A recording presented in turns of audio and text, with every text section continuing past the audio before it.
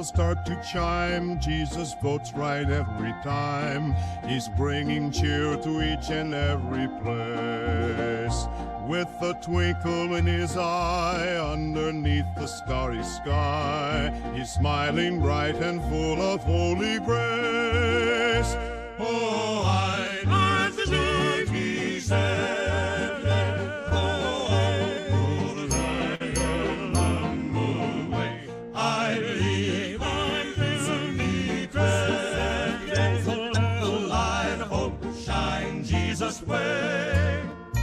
When the choir sings, I sway, a blessed night we'll kneel and pray. His love will light the darkest winter gray. With my family gathered here in the season full of cheer, a time of peace and love forever stay.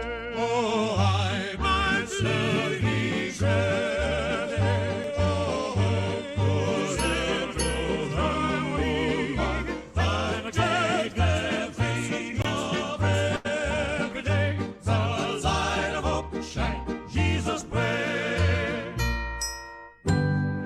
The manger lies the Savior, guiding us in his great favor.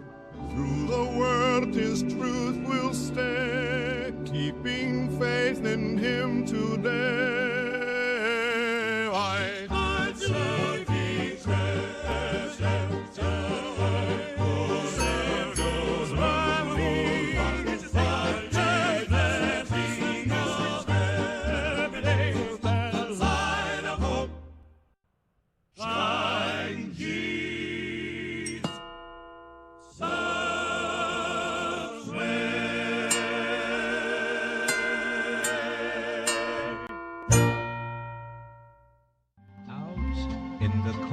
Snow's falling down, jingling bells ring all through the town. Santa's on his mission to spread cheer, no doubt. With his sack of courage, he's gonna stomp it out. Communists beware, hear his shout. Here comes Santa Claus with his joyous might, crushing politics in the silent night. Under the mistletoe, kids sing and laugh. Santa's the hero, giving them the path. He's got his sleigh full of dreams and treats. No dark thoughts can rule themselves on the streets. With jingling bells, there's love in heaps. Here comes Santa Claus with his joyous might, crushing politics in the silent night.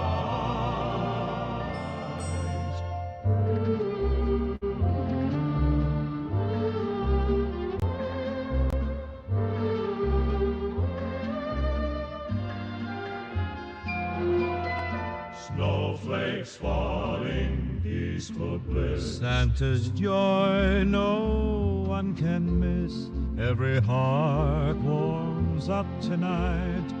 Under the starlit Christmas light.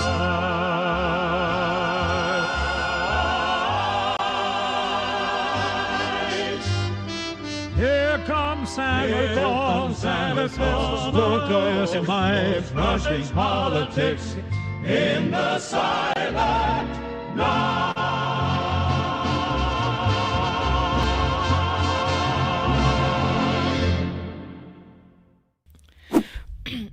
Welcome one and all to Culturama, where on this show we are trying to reclaim the zeitgeist of traditional Americana back into the United States. Thank you everyone for joining today on this very special Christmas-styled episode. As you can see right behind me, we have very much a Christmas theme going on. And if you are a first-time viewer and you are wondering why is it that I have these antlers on my head, it is simply because it is a Christmas season, it is a holiday season, and I want it to be as festive as possible. So I thank you for joining tonight. I see that we already have enough people in the chat to start some activity with the stream, so I just want to get on with the show here because Oh boy, we have a lot to cover today. Oh my gosh, my picture just fell. I am very active here, so things will fall off the table once in a while. It's bound to happen. Anyway, we have a lot to cover today, and I don't know if you guys can tell, judging by the title of this stream, but one of the main topics I want to talk about today is female accountability.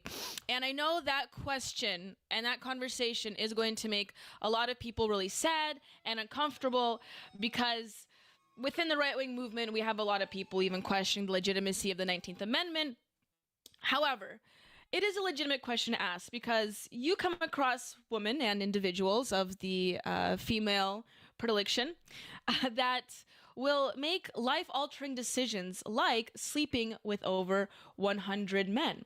And that is someone that Lilly Phillips is. And so she's an OnlyFans model, and I want to talk about her. I'm sure if you guys are around right-wing Twitter or at all the any online sphere really, because I've seen a lot of communities talk about Lilly Phillips and really the consequences of what she's done, because it has come out in an interview that she has come out crying about making the decision of sleeping with over 100 men, and people are now questioning, why is it that she's actually crying, and should we feel sorry for her? So, and I think this conversation, I don't want to give too much away, but this conversation is opening the door to, I think, a very riveting analysis of the role of women in society and the modern American society, as far as, you know, what we are trying to lead society into being. And of that are feminists and the feminist movement. And I kind of want to talk about the implications of that. Also, other things I'm going to cover is Brett Cooper leaving the Daily Wire. And above all of that, we have a special guest today. We have Tony Ortiz, founder and president of the Current Revolt. He is an independent journalist, and it's going to be a really exciting interview. I'm going to be asking some questions for him as well. So I think you guys will really enjoy that, and you will want to stay tuned. He is an independent journalist from Texas. He is a founder of Current Revolt, and I'm going to be putting up all his socials later on for you guys to have a better idea what he does. But he has broken a few large-scale stories, so I will be asking him quite a few questions as we proceed forward. That will be within the next hour, we will be having the interview, so I think you guys will really appreciate that. And let me check on who did make it to the chat.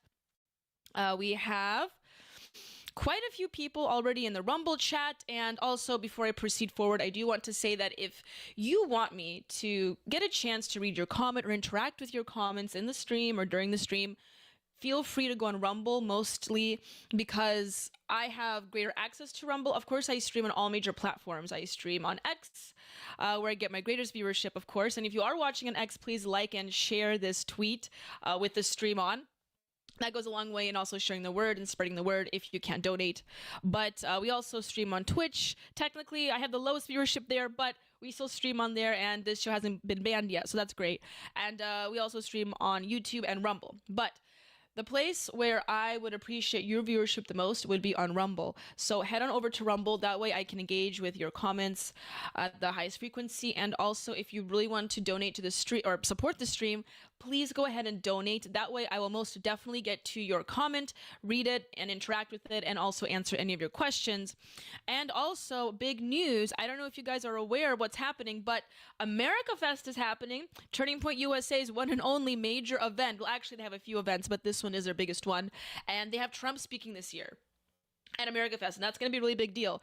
And I was thinking, if you guys want to see me at America Fest, at this one of the largest conservative events in the United States, if we're going to be frank here, and if you want to see me interview people there, I could even interview big names. Feel free to send a Rumble rant to the America Fest donation stream, I guess we could also call this. That would be really great. And it not only supports the stream, it could send me over there. And also, hey, also additional idea, if you want me to ask a very specific person that might be there a specific question, or if you want to meet me, that's another way to get me over there. So Monolithic Ethos is already in the chat saying he cannot wait to see Tony. Yes, Monolithic Ethos. Tony will be here, and I'll be interviewing him. That will be within the next hour or so. Now we have Petita Cat saying, logging in to listen along while I work on employee reviews and on the other screen. Thank you, Mr. Cat, for coming in. Petita Cat, very much appreciate that. I saw Grizz Cheese was also in the chat earlier today. Very loyal fan of mine, so thank you, Grizz Cheese, for showing up. Barney Styles is already in the house. Let's go, Barney. Party on, party people. It's good to see you, Barney Styles. And we already have an increased viewership on Rumble, so we are doing so good so far. Let's hope we can keep up the energy here. So I don't want to jump in I don't want to also, I'm sorry. I'm going way too fast. If you hear a little bit of like a scratchy throat, if I cough or sneeze anytime during this stream, please forgive me. I did get a little sick. What can I say? It's winter time. And, you know, as someone with Slavic genes, you would think I would be able to handle the cold weather. But apparently I cannot handle the cold weather as much as I want to. So I will be kind of sipping on some warm beverages here as we proceed along. So bear with me. If there's a challenge, if my voice sounds a little raspy today, my apologies. It is because I got sick, and that is the only reason why my voice would be raspy. So, anyway, moving on forward. Like I was saying, we have a lot of topics to cover. I do want to cover Brett Cooper, and I do want to cover the biggest story, of course. The title includes this, is the phenomenon of Lilly Phillips. And we're going to be watching a few clips. I'm just going to be diving into it because we only have a limited amount of time. I may revisit the topic later on in the stream after the interview if I have extra time, so bear with me. I don't want to go over time because we have a very special show today after mine. It's called the Liberty Tonight Show, okay? And if you are unaware, the For Liberty Network, Austin Peterson's network, which I'm a part of, that Culturama is a part of, they are a part of also. And the Liberty Tonight Show, if you haven't watched them yet, they're two very funny guys, and it's basically like their late night libertarian talk show, so to speak. Kind of like Jimmy Kimmel, but it comes from a libertarian angle. And they stream on Rumble and on other platforms just like I do afterwards. So every Thursday, if you want a little bit additional love from the Libertarian Network that I'm a part of, go watch their stream as well afterwards. I always link their stream in the chat, in the Rumble chat after, so you can join as well. So that's why I want to keep my times a little bit succinct here. Monolithic Ethos wrote, if you end up going to Amfest, I can interview you on HCB, Hot Conservative. B words. Yes, Monolith, I am trying to find a way to get there. I'm working off of limited funds. Culturama has just launched. Obviously, we're still trying to figure it up and pick it up and get it as active as possible, get as much viewership as possible. And so far, I think that considering that I've only streamed for about, what has it been, a little over 2 months now? Not even 2 months now. We have had a really strong start on this show, and it is my goal, I think, to get to Amfest. So just like you, Monolith, I can interview people in Media Row and other parts of the convention center because it is a really big event. So I'm trying to find a way that I can financially perhaps get there. Again, we're working off of limited funds. So if you guys can donate, hold on, sound effects. If you guys can donate for me in some way possible on the America Fest donation stream, to get me to Amfest, so you can interview me, Monolith, and I will be on my own time as well. I mean, I will be obviously be there for Culturama, but of course, you know, if we can get me there, you can interview me anytime when I'm there, so as well, and maybe I can interview you. Okay, Barney Styles says, speaking of warm beverages, bread over to the forlibertyshop.com for some Founding Flavors coffee. Yes, Barney Styles. Now, the Founding Flavors coffee is a product that you can purchase on the For Liberty shop. That would be under Austin Peterson's main collection, and the coffee collection, I suppose, is what it is. So you can find it on there, and that'll be a great way for you to also support the For Liberty Network. And obviously, as we proceed with this show, believe me, I will be referencing the products that we have on that shop as I do, because guess what? It's Christmas time, and it is a great time to buy some gifts for your loved ones and your friends, and also support your online friends in the process. So anyway, I'm just going to proceed on with this show here since I'm already 15 minutes in, but like I said, send in your donations, and that way I will be able to read your comments. I am going to be pushing my stories here, so I may miss some of your guys' comments for the time being. So let me pull up some of the stories here with the Lilly Phillips situation, because I don't know if you guys been watching this, but I think that this situation brings up a lot of questions about, most importantly, female agency and female accountability. And I'm just going to jump into it without a commercial break, because I know that commercial breaks can go a little long, okay? I'm self-aware, so I'm just going to be pulling up these stories here for you live. So for those of you that don't know who Lilly Phillips is, she is an OnlyFans model. Okay, I'm not going to call her technically well, she's now a pornographer, but she's a... Okay, let's get these stories up here, shall we? My scratchy throat, my goodness. Here she is, the one and only Lillian Phillips. Lillian Sleeps with 100 Men Phillips. And so, for those that aren't aware, or you aren't aware of what this story is, okay? Lilly Phillips, this individual right here that you see on the screen behind me, is an OnlyFans model. And she has decided to sleep with 100 men in a single day. I know. Quite the feat. Obviously something that I'm sure her father would be proud of. But there is a question about, why she did this, what she's trying, what's even the point here. And clearly, this woman's perverted, she's psychologically broken. You can have all those discussions, and I'm sure that I'll be able to dive into that a little later on. But I wanted to play this clip first for you guys to have an idea of what actually the conversation is about here. Because shortly after the project, you could say, was done, Lilly has decided that she actually now wants to sleep with 1,000 men. But shortly after the project was done, she was also interviewed by the YouTuber, and she ended up crying. This was shortly after she announced that she wants to sleep with 1,000 men.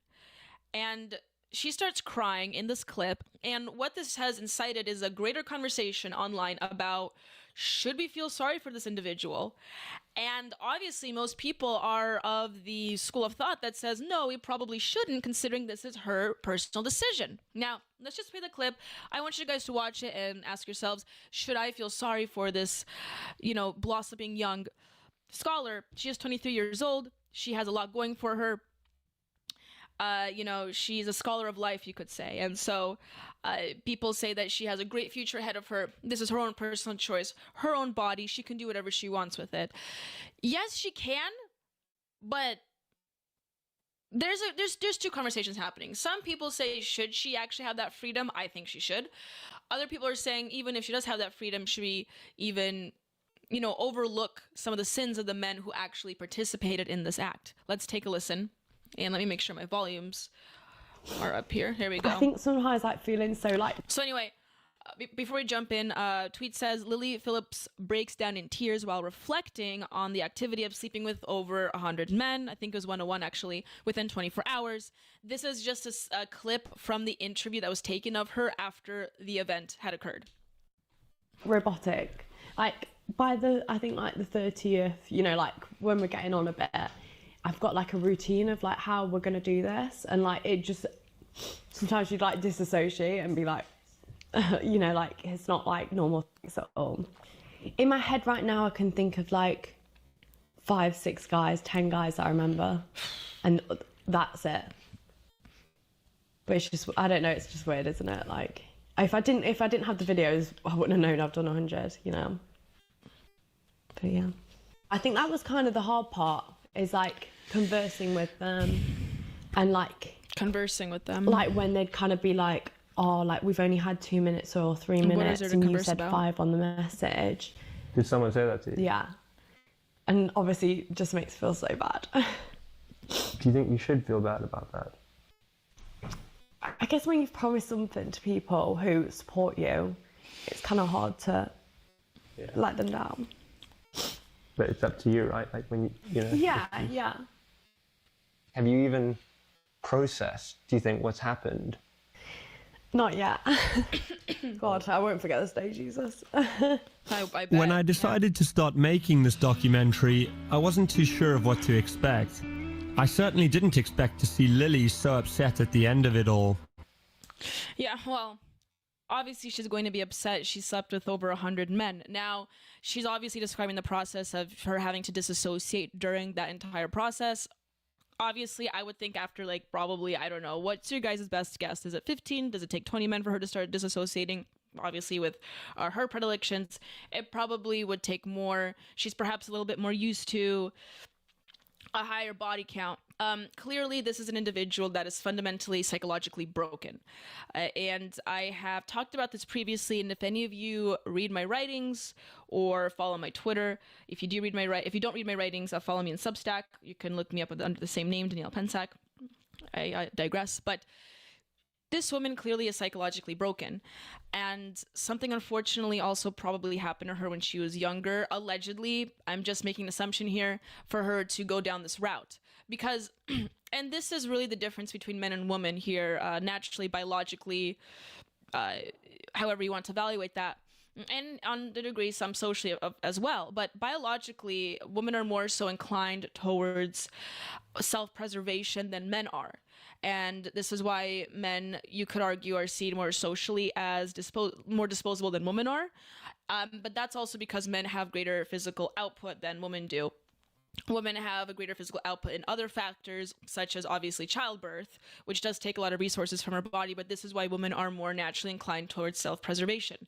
So, for a woman to go out and want to sleep with a lot of men, okay, she's clearly putting her self-preservation on the line, which clearly indicates there is something fundamentally wrong going on. And unfortunately, now we live in a time period where we socially encourage women to do this because for some reason we equate sexual prowess and sexual ability and the capacity to undergo sexual processes as we align it with masculinity, which is true. Men are more capable of doing that. I'm not saying men should do that, and I actually don't think men can withstand the same numbers that she did of 100 individuals. But regardless, men have a slightly greater capacity to endure sexual, how would I say, shallow sexual relationships than women do, perhaps.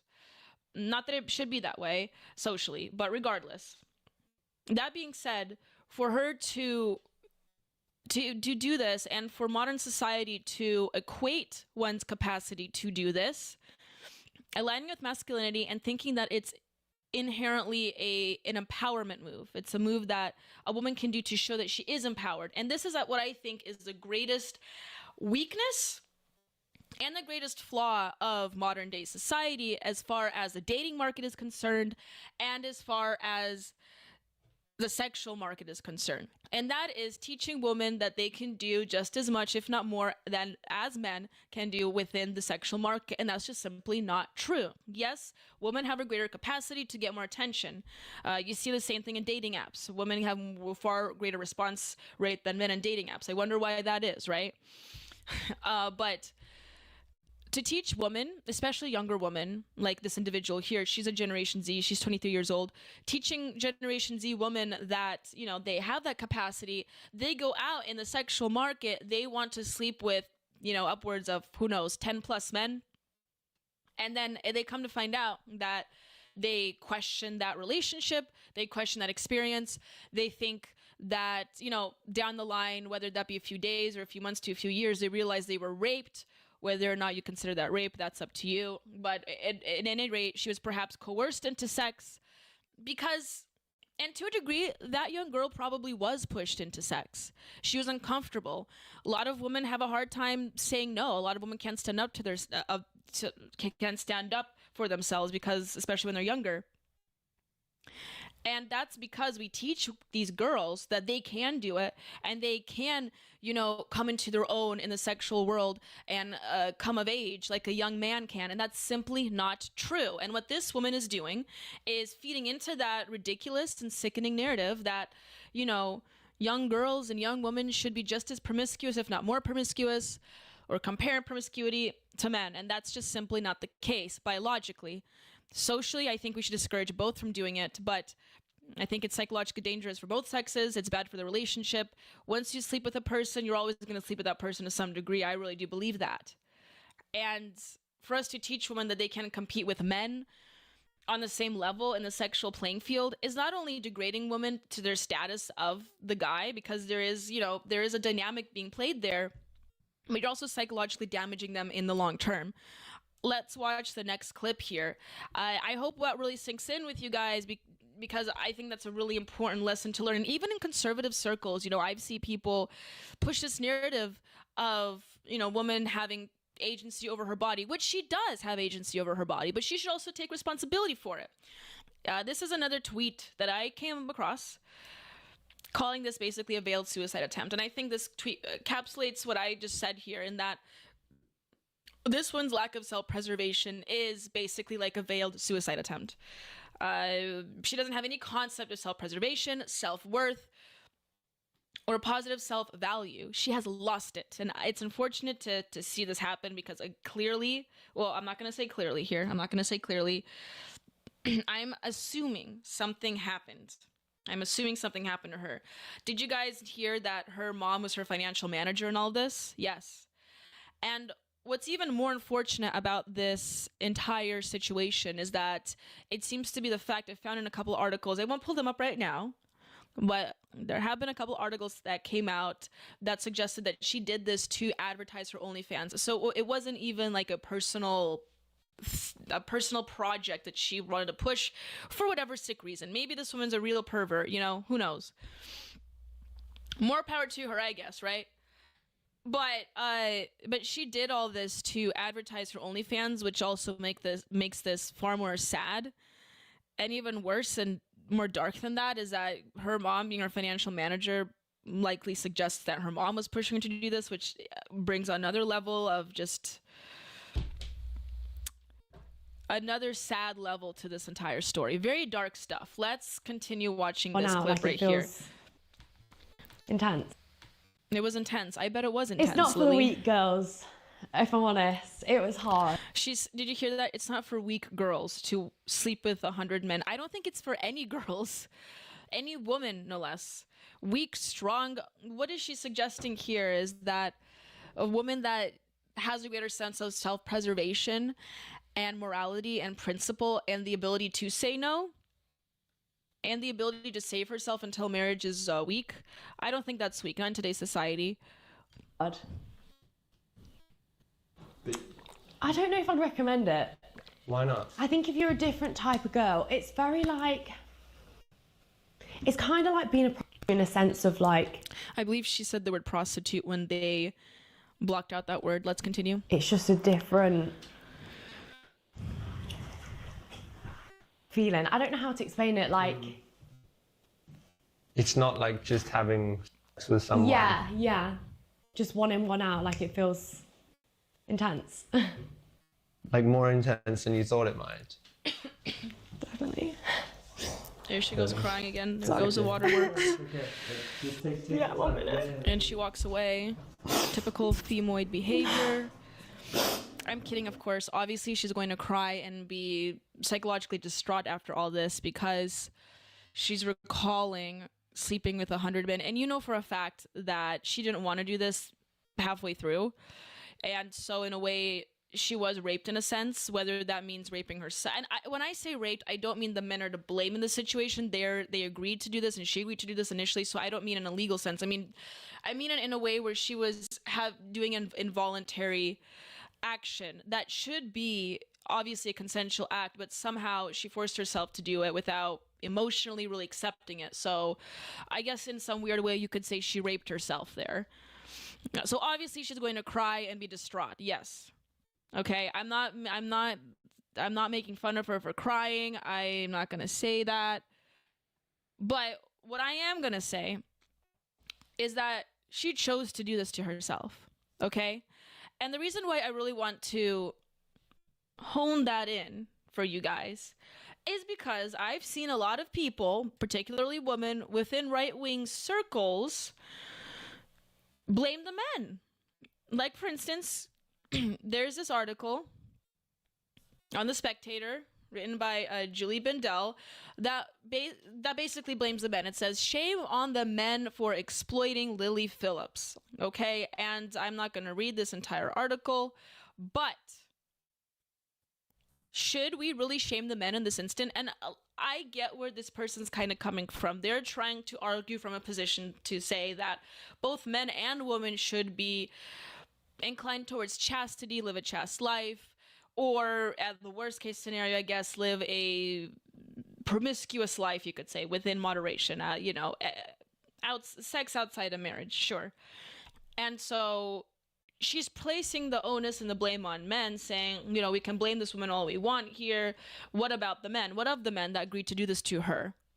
Well, and I understand that conversation, Julie, okay? I get the conversation. Yes, men should be, I really think saving yourself until marriage is a good thing for men and women. I know there's going to be some conservative men that don't agree with me in this, and they think a man comes to age when he sleeps with a woman. I actually don't think so. I think this is another modern concept, actually. It's just less modern than the female aspect of it. But I think men waiting for marriage is just as valid and should be as necessary as the woman waiting for marriage. That's my personal view. However, I don't think this is the time or the place to have this conversation, considering that this woman decided to do this to herself. The better conversation to have here is, why is this girl not necessarily crying, but her tears, why is it inciting this kind of reaction, especially from fellow women? And look, I'm the first to defend women when I think men are in the wrong of blaming them for something. As a female in right-wing circles, I am aware that there's perhaps, and I don't want to say the word, I really don't want to say the word misogynistic. I don't. But I will say it. There are some, you could say once in a while, you will have these misogynistic viewpoints on women. Okay? It happens. Come on, fellas, let's be real. Within right-wing circles, that does happen sometimes, okay? I'm the first to defend women when I see that she's being unfairly treated, especially in right-wing circles. But this is not the time nor the place to do that. This woman has decided for this to happen and for her to undergo the process, okay? And by placing the shame and the onus on men in this project that this girl, this young woman, has created and constructed herself, and I guess apparently with the help of her mother now, but she is still an adult. She's 23 years old. She can make her own decisions. Why are we doing that? This was her own creation. And, by placing the blame on men, you are denying, in a sense, her agency. Women have agency just like men do. Women are decision makers of their own life. And, for us to coddle her just because she's crying and she has a few tears, is patronizing her no more than what you think the men did to exploit her. It is patronizing her. And you are making her out to be a child. Look, she's 23 years old. 23 is still young. You can still make bad decisions at 23, but she's still an adult, and you're not stupid at 23. You're not a baby, okay? You reach the point of maturity where you can make your own decisions of your life. Why are we denying her agency? Beyond that, okay, we have, like I said initially, we have the concept that if women want to engage in the sexual market the same way men do, they have to be aware that there will be consequences. And if we are going to decide to teach women that they are just as capable as men are within the sexual market, they should be aware also of their natural inclinations. And that is, I truly do believe, not being able to sleep with that many people.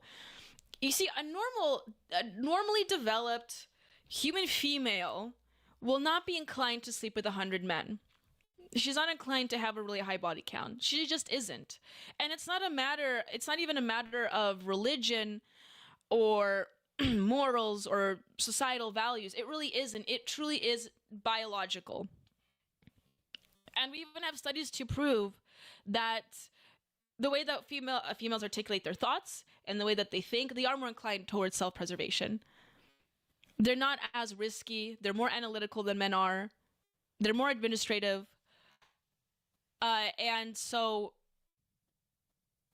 women just don't have the same capacity to commit to the Faustian bargain like men are, and that's simply because it's tied to innate biology. We're not as disposable like men are. Obviously, there's going to be differences. It's a bell curve situation. Yes, there's going to be exceptions to the rule, obviously, but a woman that has a less of an inclination towards self-preservation, we also see in society we treat them poorly, and people say that we slut shame so often.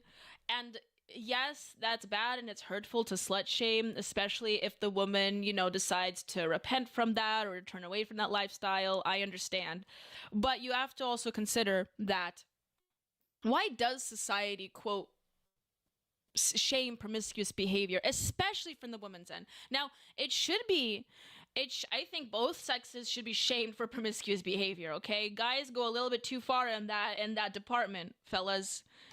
Keep it in your pants, okay? But why does society, think about it, why does society place a greater blame on the woman? Feminists will say that it's because, we are unfair and it's a patriarchy and men just want the women to be virgins. Do you really think that's the case? Or could it maybe just be that a woman that has less of a greater sense of self-preservation biologically and naturally means that there is something fundamentally wrong going on there within her mindset?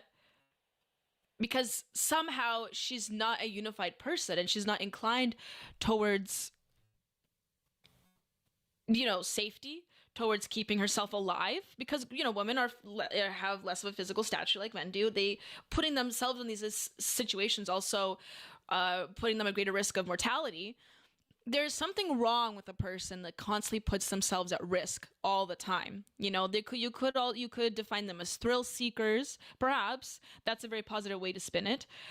But when it comes to reproduction and anything of the sexual element, I think there's something wrong there. Okay, let's hang on a second here. Let me get back to the chat here. I hope I didn't miss anything. Okay. Nelson65 wrote, people need to remember that sex and emotions are connected. Just doing it for fun is great, but the emotions kick in and most people can't handle it. Exactly, Nelson65. We still need to bring back MAGA bikini girls. Yes, Monolith, totally agree. Blue Trike from Rumble 3 minutes ago. I was stupid well into my 30s. Okay, Blue Trike. Yeah, it's true. I mean, there are late bloomers, and especially within this generation, I would say people are actually maturing later. I have a very unpopular opinion about the age of consent, actually. I think with the present generations, we should make the age of consent slightly higher. I don't like to talk about it that often because people literally will cast pitchforks at me if I say that. I don't know why it's such a big deal, but I think raising the age of consent a little higher now, maybe to 21, would be a better option. But I do notice that, particularly in Western societies, people are growing in a much slower degree, and that could be, and that's a sociologist to answer why that will be the case. It's a very complex question, but I do see that occurring, and myself included. I would say that I was a late bloomer, I would say, in coming to life experiences and coming into my own, and I see this similar thing happen with my peers. So I completely understand and I agree that, perhaps Lily is in a precarious situation where she is probably being pressured by external forces to do this, especially if she wants to reach ultimate success on her OnlyFans. But I also think that deciding to do something just so extravagant, like sleeping with over 100 men in under 24 hours, would have even a 15-year-old just question and say, what is exactly wrong there? I don't think that's a normal situation. Anyway, I will be right back. I'm going to be pulling up the next story. I'm going to be talking about Brett Cooper leaving the Daily Wire, okay? And then shortly after that, I want you to guys stick around because within the next 20-30 minutes, we're going to have an interview guest. His name is Tony Ortiz. He is the founder of Current Revolt. He's an independent journalist from Texas, and I will be picking his brain about a few things happening in Texas and elsewhere that he has broken major stories from there. So I think you guys will really much enjoy that. So stick around, and I will be right back. Out in the cold snow's falling down, jingling bells ring all through the town. Santa's on his mission to spread cheer, no doubt. With his sack of courage, he's gonna stomp it out. Communists beware, hear his shout. Here comes Santa Claus with his joyous might, crushing politics in the silent night. Under the mistletoe, kids sing and laugh. Santa's the hero, giving them the path. He's got his sleigh full of dreams and treats. No dark thoughts can rule themselves on the streets. But jingling bells Praise love in heaps. Here comes Santa Claus with his joyous might, crushing politics in the silent night.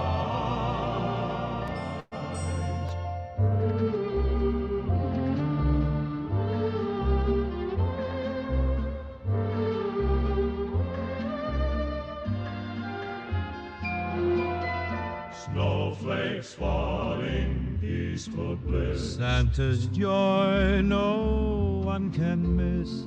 Every heart warms up tonight. Under the starlit Christmas light.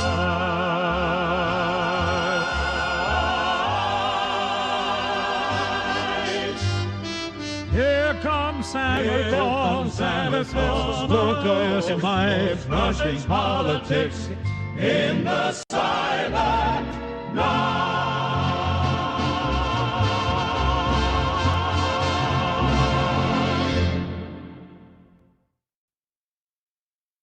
The sleigh bells start to chime, Jesus votes right every time. He's bringing cheer to each and every place. With a twinkle in his eye, underneath the starry sky, he's smiling bright and full of holy grace. Oh, I believe he said,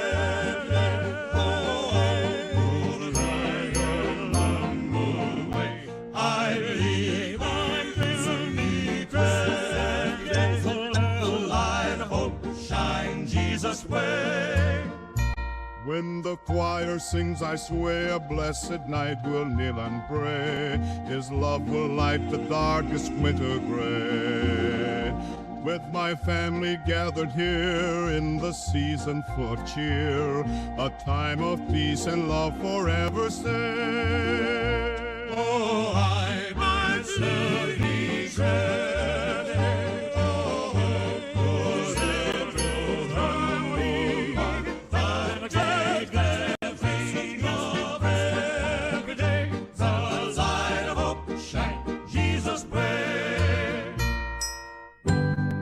The manger lies the Savior, guiding us in his great favor. Through the world his truth will stay, keeping faith in him today. I believe he said.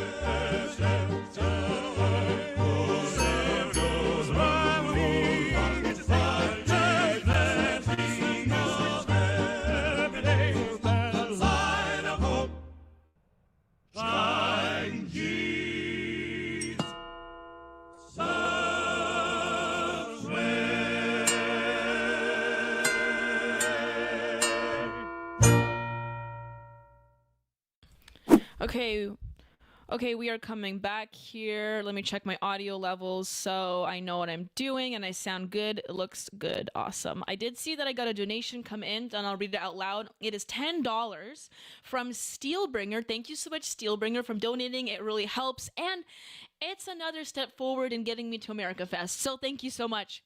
He wrote, or she, Steelbringer.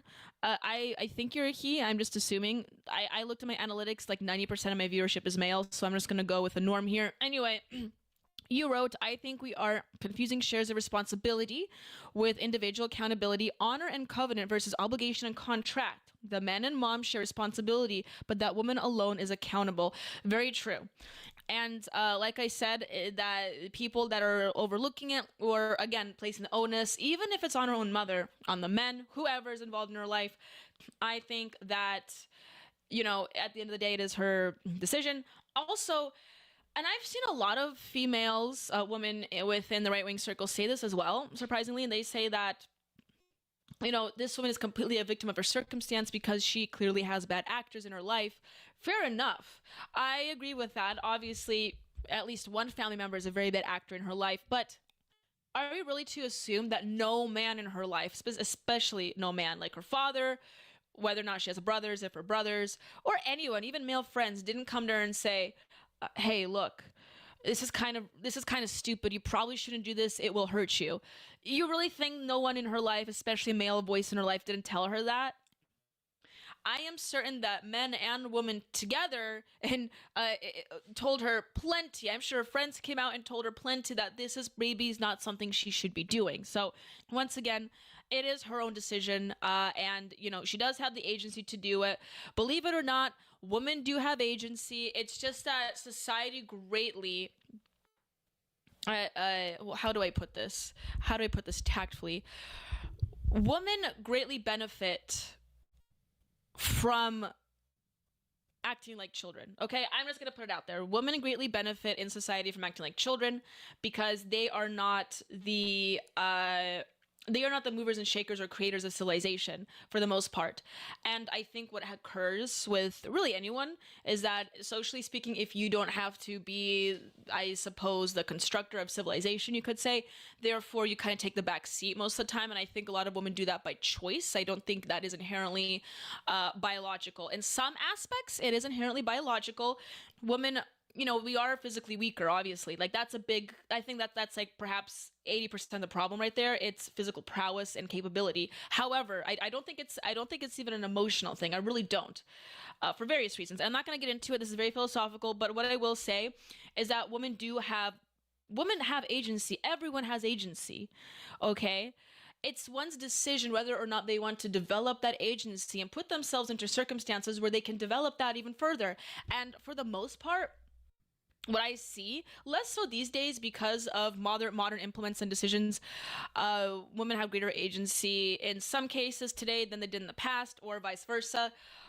But women just have as much agency as men do over themselves and over how they interact with and project themselves into society. And so for them to, cry themselves out of their decisions or the consequences and think that they could just have a pass indicates that I think a lot of women decide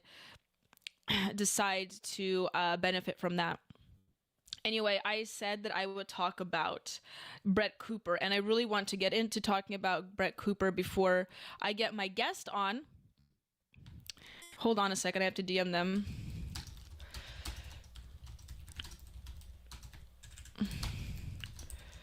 There we go. Have to keep the guests informed on what's going on. Okay. So let me quickly talk about this story. And like I said, we will get into the weeds of both stories perhaps later on into the stream because I am trying to keep my time succinct here. But I don't know if you guys have heard, but Brett Cooper is leaving the Daily Wire. It is true. Rumors have been spreading of her leave for several days before this video came out. But this came out yesterday officially, and it is Brett Cooper explaining what exactly is going on. I want you guys to watch the video and tell me if you really think this is her decision, if you think you get a good vibe off of this, okay? All right, let's take a listen. The world to me. I comment with, hey guys, some of you have heard the rumors online, and the rumors are mostly true. Hold on a second. For those that don't know who Brett Cooper is, let me just fill you in. She is a known personality in the Daily Wire. This is Ben Shapiro's organization. Ben Shapiro doesn't solely run it, but he is basically the face of it, just like Charlie Kirk is the face of Turning Point USA.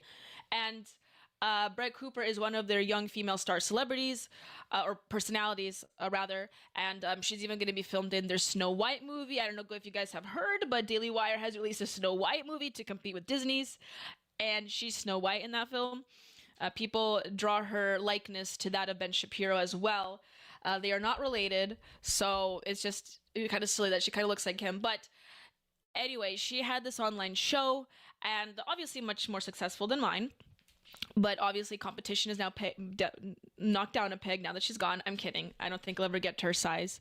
But anyway, there have been rumors of her leaving the Daily Wire, and there's actually some speculation, quite a bit of speculation as to why this is happening. And it does relate to Nick Fuentes. It relates to a lot of things. And I will be talking about the NF question, Nick Fuentes question, but I want to hear from her side of the story first. And this is her side of the story, and this is the video that came out yesterday of her detailing the reasoning for why, and she's very vague here. So we'll give it a listen and see, like I said, do you guys get a good vibe from this? Today, December 10th, will be my last day hosting the comment section and working for the Daily Wire. It is not true that I am being forced out. It was my own choice to leave. And believe me, this is bittersweet. I have had the most unbelievable 3 years helping to craft the show, building this community, and telling stories and sharing the truth every day. Through the comment section, you all have made me braver, more articulate, more thoughtful, more hopeful than I could have ever imagined. And I'm grateful that we spent this time together. And I'm grateful that the Daily Wire gave us a platform to grow this community. But at this point in my life, I am ready to take on a new direction, both personally and professionally. This means new challenges and new endeavors, which I will share with you soon. As for this show, the comment section will continue with the Daily Wire. My producer, Reagan, is taking over as host of the comment section, and I wish her and the Daily Wire all the best. We have had 3 great years, and I am proud of what we've accomplished together. Leaving the show and the platforms that we've built is hard, but I'm very excited for what's to come. Knowing that we have brought so many people together in laughter over these last 3 years means the world to me. I appreciate all of you, so let's chat again soon, but in the meantime, go touch some grass, kick some rocks, and we'll catch up shortly. And now for some final thoughts from the God King himself, Jeremy Boring. The God King Bittersweet himself. Indeed. We're sad to see Brett go, okay, but we're excited to see her take the next step in her journey. Brett's an amazing talent, both as a personality and as an actress. It's been a pleasure to see her bring the comment section to life these last 3 years, and her performance in the Pendragon cycle is sensational. Yeah, so Jeremy Boring is her producer, and there has been quite a bit of talk saying that her and Jeremy, my apologies for the coughing, I will cough quite a bit. Her and Jeremy have gotten into a lot of creative disagreements, and I was finding it difficult to find a valid explanation. I've went through a slew of articles saying that, well, she said that, she left on her own volition. I don't believe any of that. I don't think she left out of her own volition out of the blue like that, especially since she had a very successful show with them. But then I found this article, and I'm trying to find the part where it talks about, so there are a lot of rumors and a lot of speculation as what's going on here, but according to this Yahoo article, apparently it has an inside scoop. It was one of the few articles I found that actually explained this. Again, not from the rumor mill on X, but from an actual article that says that there are a couple factors that could contribute to her leave or getting her arm twisted for her to leave. A potential reason is her non-stance on the Palestine-Israel conflict. As you guys may be aware, Ben Shapiro and others within Daily Wire have a very strong stance on that issue. Moreover, she reportedly sided with Candace Owens, who was fired for her controversial views. Okay? And I think that encapsulates a lot of what's going on here. Daily Wire is perhaps a little scared of what happened with the Candace situation, and I don't know if you guys are aware of what Candace Owens is putting out there today. And look, you can like Candace Owens. She is a very interesting figure and individual. I have my own speculations about Candace's nature and whether or not she's a grifter or not, but regardless, look, she is a really entertaining person, but she is putting out rather inflammatory content, and whether or not you think that's good or bad, whatever, that's a different conversation. But she did come from Daily Wire, and I think Daily Wire does not hold the same political positions that Candace has, and they want to prevent that from happening again, so they are nipping this in the bud before it gets worse. Additionally, as this article states, Nick Fuentes also jokingly addressed Cooper's firing recently, inviting her to be a part of his show. He said, "Feel free to DM me." And I think this relates to a situation where Brett had responded to a Nick Fuentes clip, and apparently, perhaps, and this is what I've heard, that Daily Wire didn't want that to happen, and so they are once again preventing a Candace Owens thing from flaring up. Let's watch this clip, and then I'm going to get my next guest on. I'm going to be interviewing Tony Ortiz, founder of the Current Revolt, independent journalist from Texas. You guys are really going to enjoy this one. It's going to be a great interview. And that'll be coming up with the next 5 minutes. But right before I pull him in for Radioactive Exclusion Hour, okay, where I interview really interesting figures within the right-wing movement or other movements, I'm going to be watching this clip with you. So let's take a listen to what Nick Fuentes has to say about Brett Cooper being in trouble with the Daily Wire. I called out Brett Cooper. She's not happy. She actually replied to it, which is funny. I think she broke their policy. She's going to be in trouble. They're going to call her into the office and say, hey, listen up. You're not allowed to reply to Nick Fuentes on Twitter. And that's like, honestly, there is like a 0% chance. I know that sounds like a joke, but there's actually a 0% chance that that does not happen. There's actually, I know that sounds like a joke. That sounds ridiculous. There's actually a 0% chance that that does not happen before Tuesday. So I thought that was funny. I did a little bit about her. She posted some photo of herself in a trash bag, because that's a new thing. I called out Brett Cooper. So She's anyway, not happy. She actually replied. As Nick has pointed out here, it likely has to do with the fact that she has responded to Nick and really engaged with this content on her stream. And that was really unfortunate that Brett or other people within Daily Wire have to tiptoe around that topic because, you know, I don't agree with Nick Fuentes. A lot of people don't agree with Nick Fuentes. It is difficult to refer to and engage with and speculate about and have opinions about the modern right-wing movement in America, especially with the younger generation, and not refer to Nick Fuentes' content because he makes a lot of content, and guess what? He influences a lot of lives, especially for young men. And it's impossible to, you know, even have a prediction about the trajectory of conservatives and the right-wing movement in America as it pertains to white people. It's impossible to do that without referring to Nick Fuentes to some degree.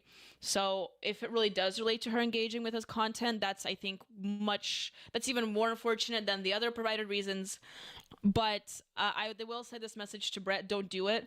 Look, I know you're probably tempted. Okay, you're way bigger than Nick Fuentes. You don't have to do it. Don't join him. Okay, don't go to the dark side, Brett. Okay. I know you're from Bellingham, Washington, Brett. I know you were born there. Okay, I was born there as well. I don't currently reside there, but I was born there as well. So one Bellingham local native to another. Don't do it, okay? Don't go to the dark side.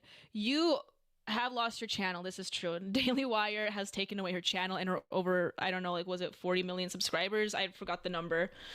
That was kind of scummy. I agree. That contractual agreement did not go in your favor, Brett. But Brett, you still have that name recognition. You can still build yourself back up. You don't need Nick Fuentes. Okay? Anyway, I'm going to be pulling up my guest. I think you guys are really going to like it. Again, this is Tony Ortiz from the Current Revolt. Please stay tuned. I'm going to get my interview guest on. I hope you guys will stick around for that. And then afterwards, we have a lot more stories to cover before we have the fellas come in, the Liberty Tonight show. So let's, hold on a second. Let's all get ready for our, this is the only like very on the party song I have here. I could have. Okay, I'm getting a little carried away here. Okay. I'll be right back, everyone. In the cold snows falling down, jingling bells ring all through the town. Santa's on his mission to spread cheer, no doubt. With this sack of courage, he's gonna stomp it out. Communists beware, hear his shout.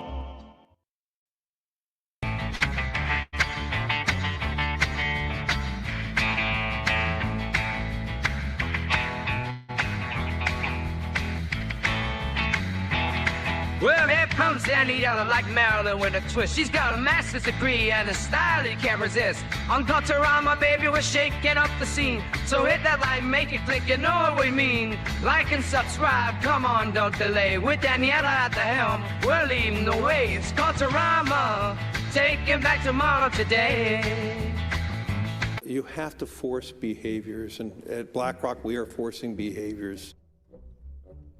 Mao ordered his citizens to throw off the four olds. Old thinking, old culture, old customs, and old habits. So, your whole life went in the garbage overnight, no biggie. And those who resisted were attacked by an army of purifiers called the Red Guard, who went around the country putting dunce caps on people. Yeah. Who didn't take to being a new kind of mortal being. If you don't force behaviors, whether it's gender or race or just any way you want to say the composition of your team, you're going to be impacted. Well, things haven't been so sweet for Ben & Jerry's after the company posted an anti-American tweet, a few of them, on the 4th of July. The ice cream makers declared the United States was founded on stolen indigenous land. Well, someone should tell Target that, because they're now selling swimsuits with tuckums in the women's section of the store. And they even have a line just for kids. Yeah, we're going to reach out to Ben & Jerry's and ask them how they can live with themselves as they operate a multi-billion-dollar company on stolen land while declaring other people give up their so-called stolen land. This is the child section. This is literally the kids section. I'm next to a literal onesie that says whatever the hell that means. We have "Glad you came out" and "I'm so happy that you're queer" in the kids section. Are you kidding me? I'm sorry, but pride and toddler don't belong in the same sentence. Good news! Starbucks will offer its workers reimbursement of travel expenses related to accessing abortion and gender-affirming procedures. Kyle Rittenhouse was seen wearing a Black Rifle Coffee Company shirt, and they wanted to distance themselves from that individual.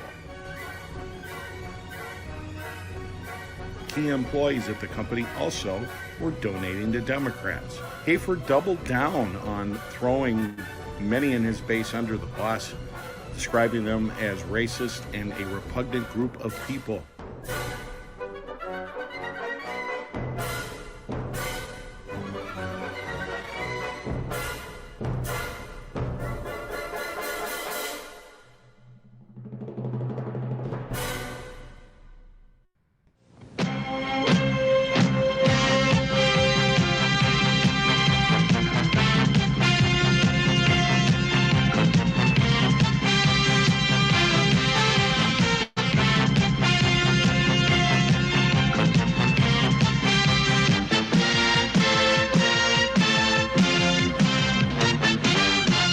Hey, Liberty lovers, stop scrolling, because if you're tired of the same old news, then I've got just the wake-up call for you. I want to thank you for tuning in to Culturama, and I know that you're enjoying every minute of it. Join us at rumble.com/AP4Liberty. The Wake Up America show is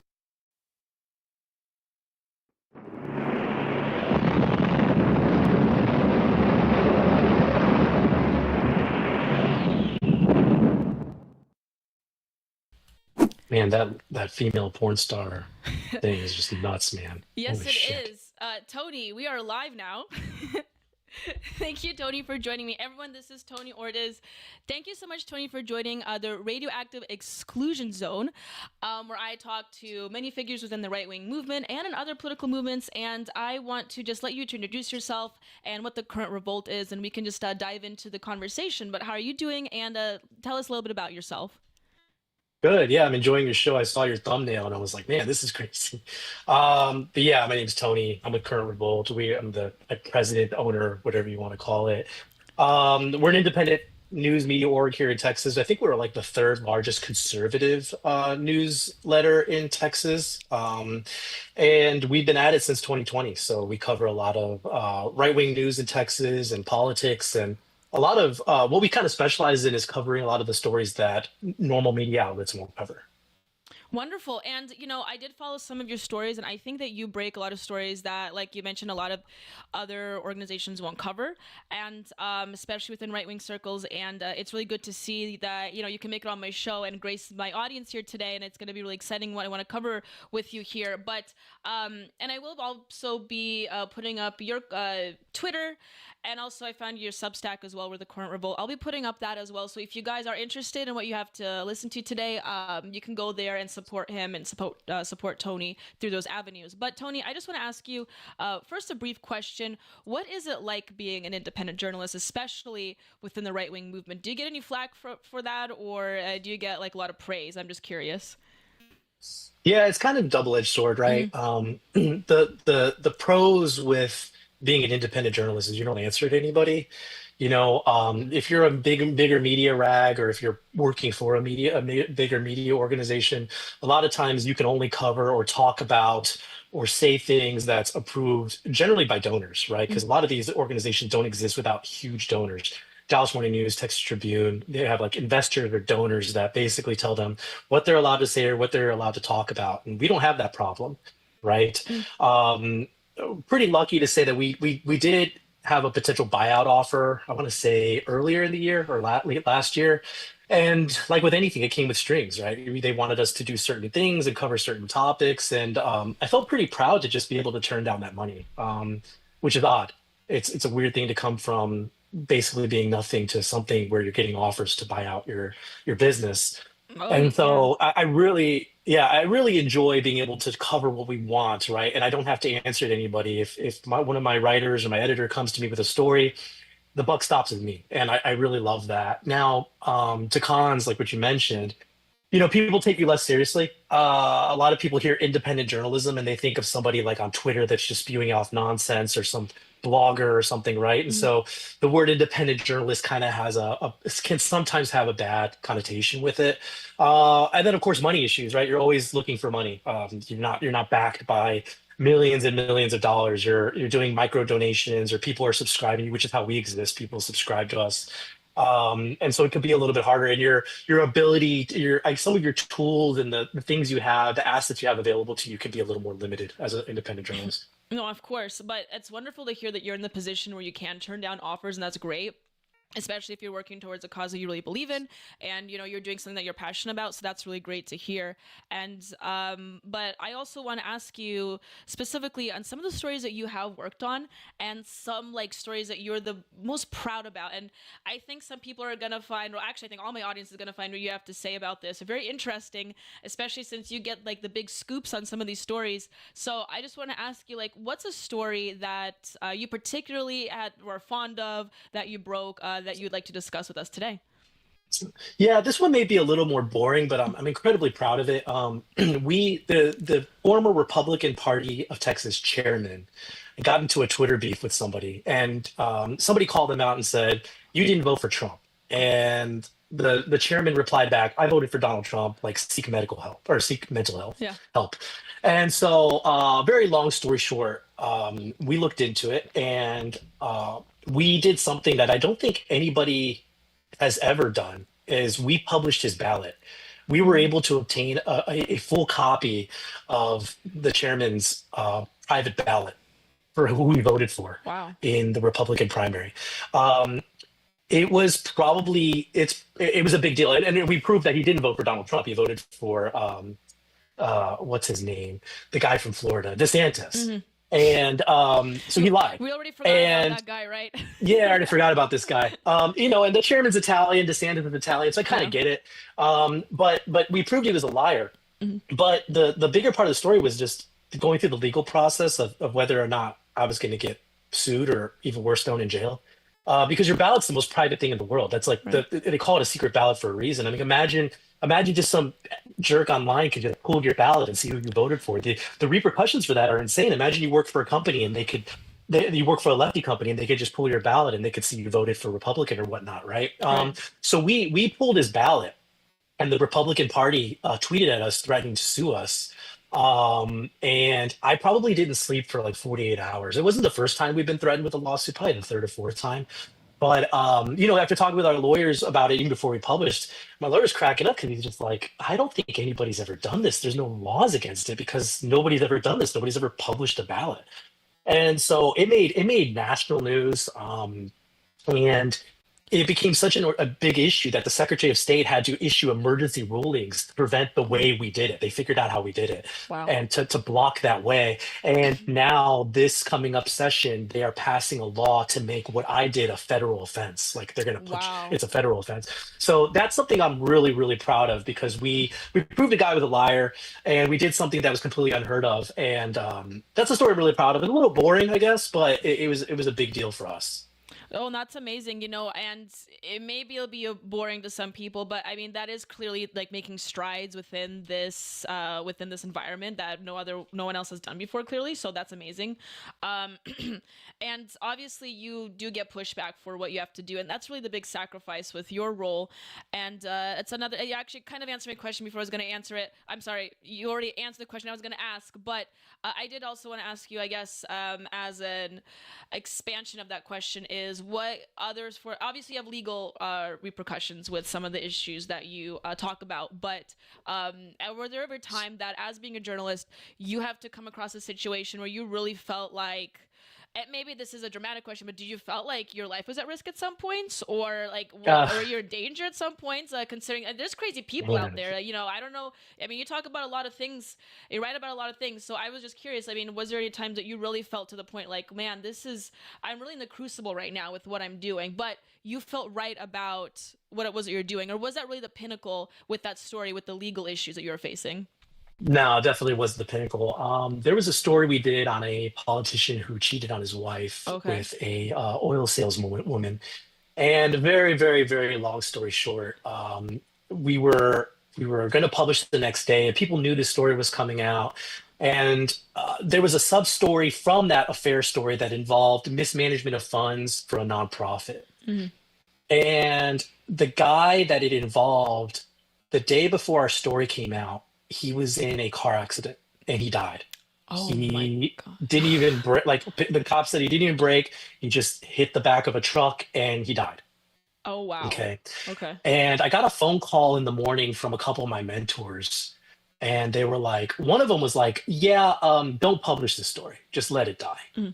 And I was shaking, like I was freaking out. This was like 3 years ago, so I was very new to this, but I was freaking out. And then another one of my mentors was like, look, when you got something like what you've got on this guy, like you need to drop it as soon as possible. Like don't leave the house, don't go driving, don't go get groceries, like until you publish that story, because right now you're a living liability for potentially bad people. And so I told the team, and the problem with the story was we were sent a video screenshot of an iPhone, like scrolling through messages, and it had a lot of nudity in it because there was an affair involved. And so we had to censor each individual posts and like random pics, and it took a long time to edit. And so I get on the phone with my team and I'm like, hey, we got to get this story out as soon as possible. And so team goes full force editing and getting the story ready. Well, right before we're about to publish, we get DDoS attacked on our website. And so I'm kind of freaking out. Anyway, long story short, we ended up publishing it. Nothing came of it. Luckily, I'm still here.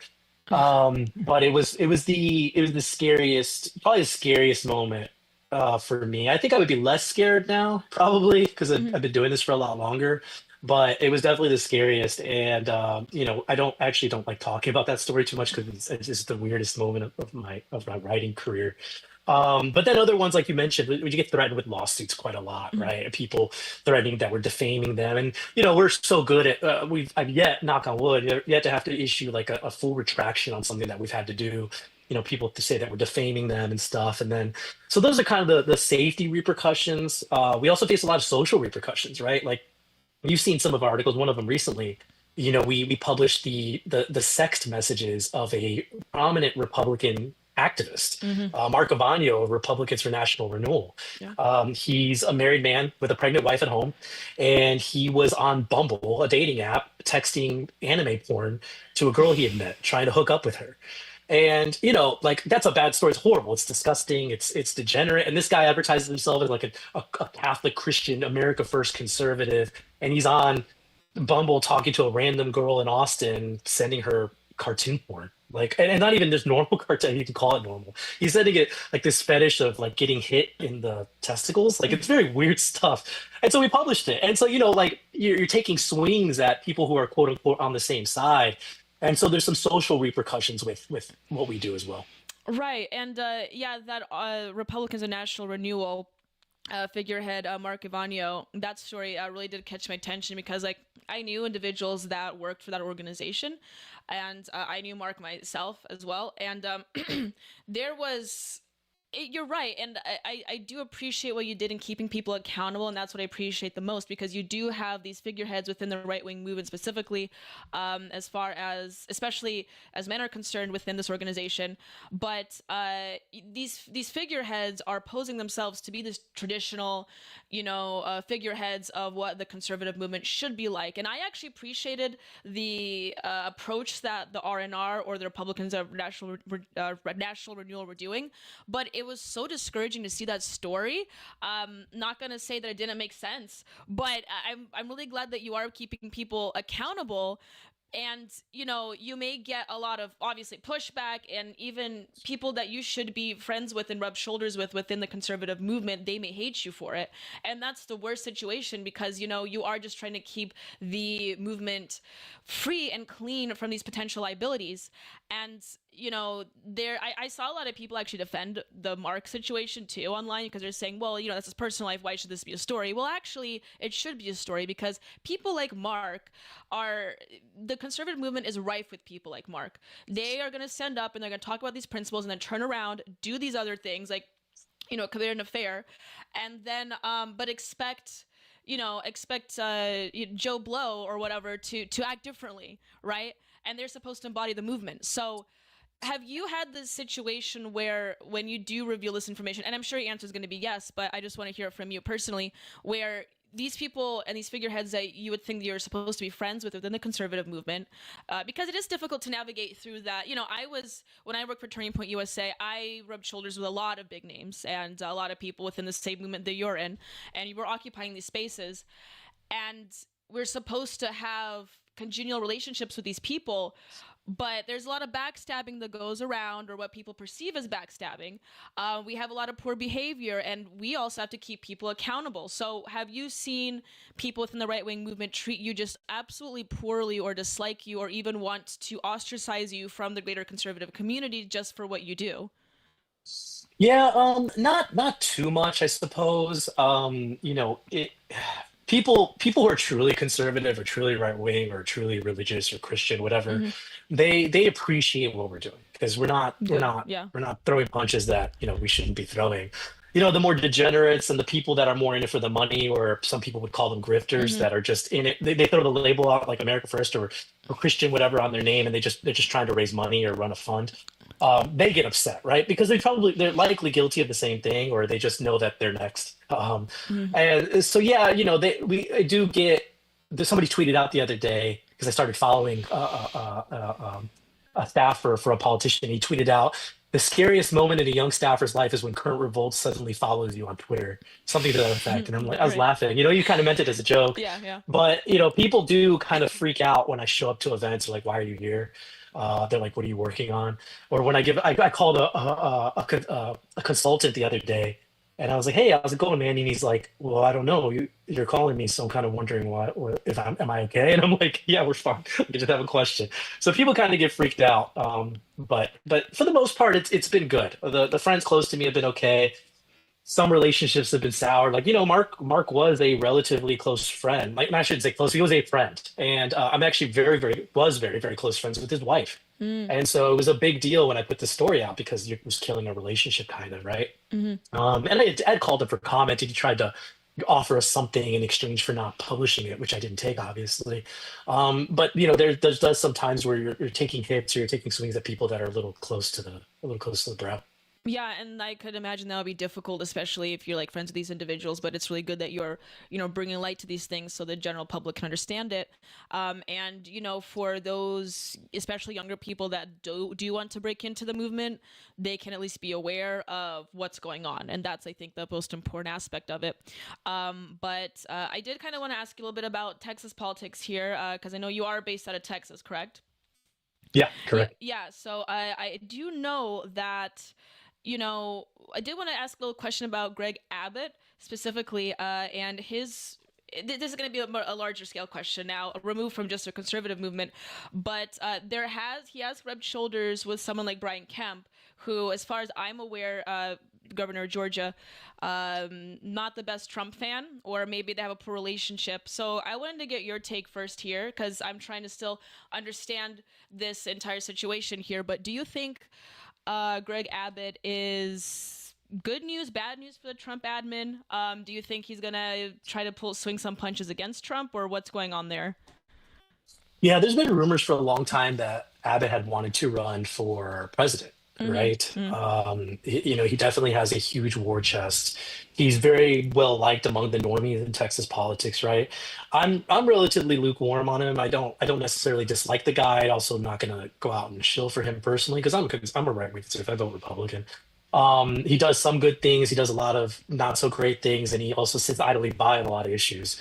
And so, as far as like what he's going to do with the Trump admin, I think he's obviously still governor. I think he maybe would want a seat at the table, and then maybe an eventual presidential run. He's relatively young, minus his condition. I mean, he's healthy. He's a healthy dude. So he may run. But I don't necessarily think he's bad news, and I don't think he's going to try to backstab Trump. I think anybody who's currently elected that's dumb enough to take a swing at Trump, Right. especially now, deserve the repercussions from that. Yeah. And I don't think he's that dumb. But he may make a run for president one day. Interesting. Okay, well, you heard it here first, folks. That very well could be our future here in the next within the next 4 years. So, do you think it'll happen within the next 4 years, or is it more inclined towards a greater future, like the next 8 years? Probably 8. I mean, I would assume the next person up after Trump is JD Vance. That's I would true, assume. Yeah, And I think people would be dumb to try to take a swing at him too. I mean, I'm sure some will, but I don't know. It could be later. Vance is very young though, so he's got that going for him. He might be around a long time. He has a lot of potential. What do you think about the cabinet picks that has been happening? I actually don't know your opinion on that, so I'd be curious. Like, are you a yay, nay? Are you just kind of like lukewarm on that as well? Yeah, something that's kind of funny about me, and maybe why your readers shouldn't subscribe to me, is we just cover Texas politics. Like, that's it. Like, Okay. if something happened major in New York, like Nancy Pelosi, let's say she decided to resign, we won't cover it because it's not related to Texas, right? So literally everything we report on is related to Texas. So much so that like I almost block out anything that doesn't happen unless it's related to Texas. So related to cabinet picks, like I'm not really paying attention to it. Sure. From like the surface level stuff, because I'm not an expert on it, the surface level stuff I've seen, I think some of his cabinet picks were goofy. Gates is cool. I thought he was never going to get approved, and obviously he dropped, so that was going to happen. But other than that, I mean, Trump's not well known for picking good staff. He's just not. He never has been. He's been bad about picking staff, about picking lawyers, about picking people close to him. They always backstab him, and so that's a little disappointing. So we'll see where that all ends up. Yeah, I do. A part of me does think that he kind of does this for because picking people like technically the Elon Musk thing, that's not necessarily a cabinet position, but picking people like Elon Musk, or I guess Matt Gaetz was kind of a showboaty way to do it for AG. RFK, I do think that is a way, or Kash Patel also is a way to get attention. I think he is kind of doing like a middle finger to the greater bureaucracy, or what he perceives it as a greater bureaucracy. So it's rather interesting. And I think it's a way that he is playing his base a little bit, because that's what I think Trump supporters would expect as well. But I just hope that it will work in the long run. But anyway, before we get off here, I did want to ask you also, are there any, and you don't have to give it away if you don't want to, of course, but are there any upcoming bigger stories that you want to tease a little bit, or that you're excited about, or you do feel comfortable talking about? Yeah, I've got one, and I haven't talked about it publicly, so you're kind of hearing it first. Okay, here we go. I probably won't. I'm not sure if I'm writing this up yet, because there's a Texas connection, but it's insanely weak, incredibly weak. But there is I'm not going to say who. There is a very well-known conservative media figure running an organization on Twitter that I have obtained a video of, and he's wrestling underage boys on a hotel bed. Oh my goodness. Okay. And so your audience is pretty smart. They may be able to figure it out. But I've obtained that video, and you can identify it. It's like a high quality iPhone video, so you can see everybody in it. And the other figure, the boys he's wrestling, are also kind of well known in Republican circles. So anyway, we'll see if I drop it. I might have to pass it off. I'm not sure yet. We keep pretty strict to Texas stuff, so I actually do come across a lot of really crazy national stuff, but it just sits in my storage. Sure. Yeah. No. Absolutely. That's and that's actually interesting you bring that up. And I know you just covered Texas politics, but just in your general opinion, do you think, especially with because I'm going to be honest, I talk about this on my show, so I feel obligated to ask, do you think that the right-wing movement today, especially with the younger generation and young men in particular, do you really think it is rife with especially with the Fuentes America First situation, do you think it is rife with like pedophilia or Absolutely. Okay, it's not. Yeah, Just you absolutely. guys. I see- Pedophilia, we closeted have someone else's homosexuality. opinion. Go Yeah, ahead. closet homosexuality, pedophilia, like, of course, right? And like, the first argument people say is, oh, it's on both sides. And yeah, that may be true, but we expect the Democrats and the lefts to be kind of degenerates. It's like, there's nothing secret about that, really. They're very open about it. But, the Republicans, especially the ones that preach about Catholicism, like, what's it, Fuentes is supposed to be a Catholic. I bet that dude hasn't been to church in years, or if ever. Ali Alexander was another big one that, like, I was one of the first people to take a swing at him publicly. I got kicked out of a Twitter space for doing it. The dude lived 15 minutes away from me. Oh, wow. And the dude was a massive degenerate. And they knew, all the people in America First knew he was a degenerate. One of his Groyper generals, optics respecter, he had publicly said, like, we're going to respect, we know he's a pedophile, we know he's gross, but we need to respect what Nick said because this guy is good for connections and things like that. So like the movement is rife with these people. I mean, you look at people that glorify Andrew Tate, the guy ran a porn company, right? And we're supposed to be against porn. Like, it's all hypocrisy. And there's so many people on the right that are in it more for clout, whether it's the dopamine or whether it's the money that comes with it. And, it's going to continue that way until there's no longer an audience that consumes this content. Tate will go away once there's young men that stop being weird and consuming his content. Fuentes will go away probably very soon. Considering the way the decisions he's making, he may even end up in jail. His first court date is the 19th, which is interesting. AmFest starts in the 19th. Exactly. But he may be going away, or he'll get probation and he'll end up getting in more trouble. But a lot of these figures will go away. They churn out quick, right? And or like Avanya, for example, the guy's a total degenerate. He's hosting a party at AmFest. Oh, he's like, and he's still posting on Twitter as if he's still posting on Twitter like nothing ever happened. People are still boosting him and stuff. Like, the guy just said anime porn literally like 3 weeks ago, and now he's hosting an America First Republican Christian party in downtown Phoenix. Like, what? Really? Like, it blows my mind. And so, like, there's no repercussions for these things. So these people will cease to exist when their subscribers or their viewers or their supporters cease to consume their content. I am shocked that Mark is actually still going to AmFest. Actually, I didn't know that. I thought that he would just like lay low for the rest of this year. My gosh, well, I guess the guy has his supporters. That's really unfortunate. I wonder how his wife feels about. He's going to be with her, I assume. She's probably going to keep bigger tabs. I mean, she's pregnant. She's very, very, very pregnant. So I assume she might stay home. But if not, I mean, she's still running his social media. And obviously they're still together. So I mean, if your wife forgives you. I mean, should you really feel bad about anything? I guess. But he'll continue the Christian nationalism posts on Twitter, I'm sure. That's ridiculous. Well, we are running close on time, Tony, but I do want to thank you for joining today. And again, I'm going to be putting up your socials afterwards. Even if you guys, I follow Tony and his stuff on Twitter. I think you guys will still appreciate it. And I do not live in Texas, but he still posts a lot of great stuff, and I like to listen to in Twitter Spaces as well. So, for those that are interested in what he had to say, please follow him. I'll put up his socials after this. I want to thank you so much, Tony, for joining us, and hopefully, if everything works out, I can see you at AmFest as well. Yeah, hope to see you. Thanks for having me. Thank you so much, Tony. We will be right back, everyone.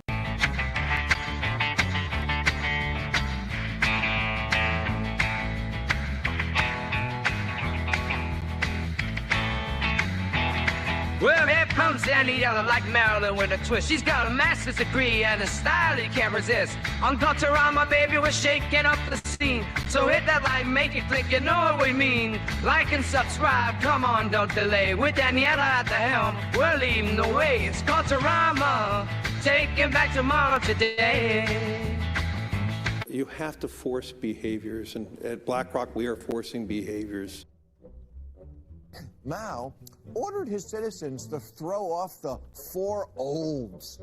Old thinking, old culture, old customs, and old habits. So, your whole life went in the garbage overnight, no biggie. And those who resisted were attacked by an army of purifiers called the Red Guard, who went around the country putting dunce caps on people. Yeah, who didn't take to being a new kind of mortal being. If you don't force behaviors, whether it's gender or race or just any way you want to say the composition of your team, you're going to be impacted. Well, things haven't been so sweet for Ben & Jerry's after the company posted an anti-American tweet, a few of them, on the 4th of July.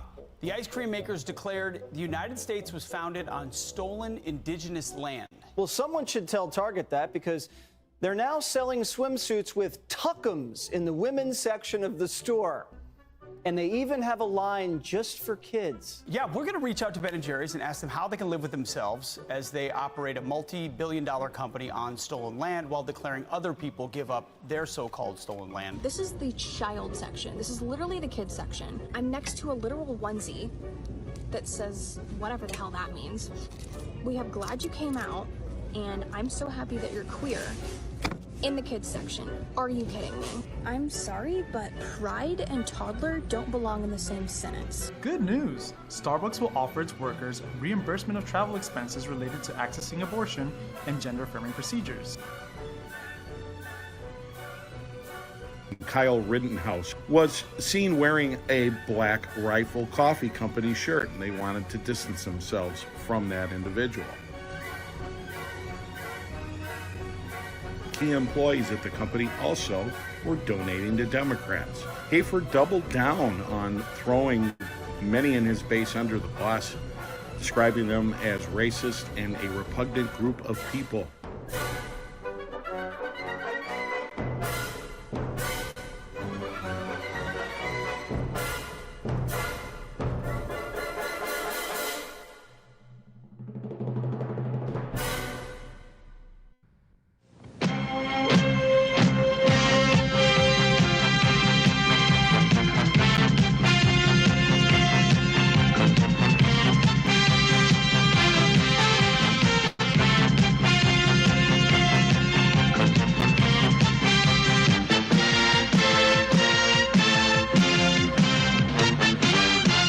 Hey, Liberty lovers, stop scrolling, because if you're tired of the same old news, then I've got just the wake-up call for you. I want to thank you for tuning in to Culturama, and I know that you're enjoying every minute of it. Join us at rumble.com/AP4Liberty. The Wake Up America show is Mondays through Fridays, 7 to 9 a.m. Central Time. It's a great way to start your day. Coffee's optional, but waking up is mandatory. Remember, at Wake Up America, we'll keep you sharp, we'll keep you laughing, most of all, we'll keep you free. I'll see you in the morning.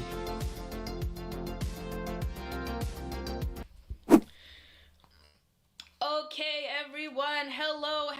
Look what we have. We have the one and only Leo here with us today. Oh, his crown. As you can see, he has a sapphire crown here. And we have a Christmas dress. Everyone, I know you guys love it when I unleash the beast.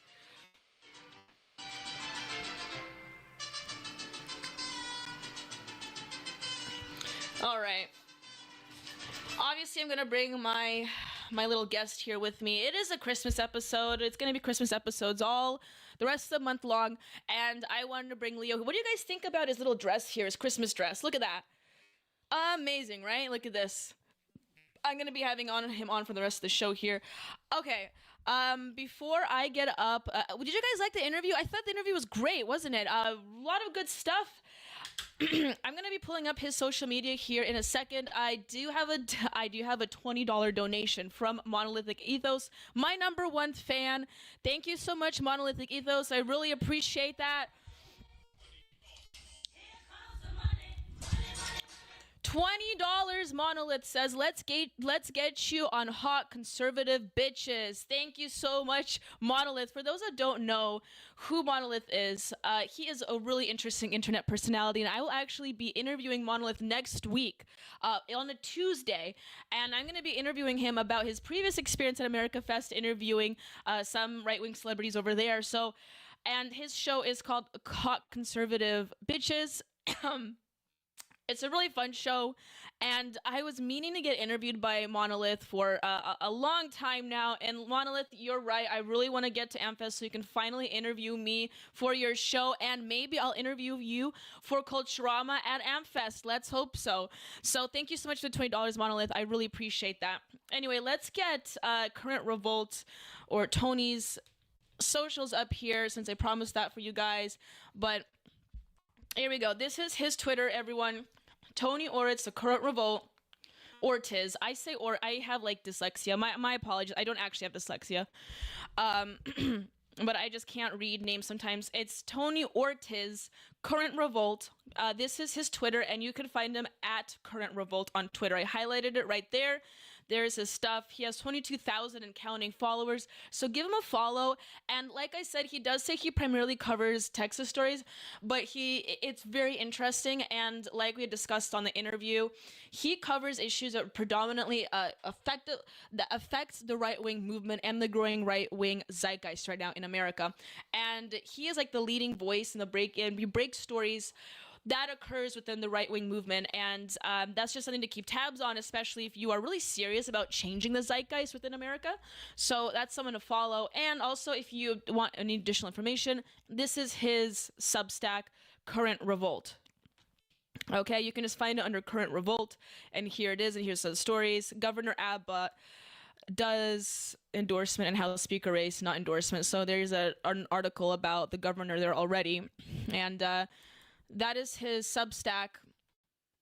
So it's something that I think you guys will really appreciate. And once again, really glad that he came on my show here. All right. Yes, I have unleashed the beast here. I tuned in just to see your dog. Some Freedom wrote. Bad case of ESL. Barney Styles, let me tell you, English is not my first language, okay? My parents are from a different country. They are citizens now, don't worry. But I'm actually Slavic, and my first language was Russian. And I did have to attend ESL classes when I was a child, only a few times. Though I've learned English at home, and I now predominantly speak English. But English is not my first language, so if I mispronounce something, that would be the reason why.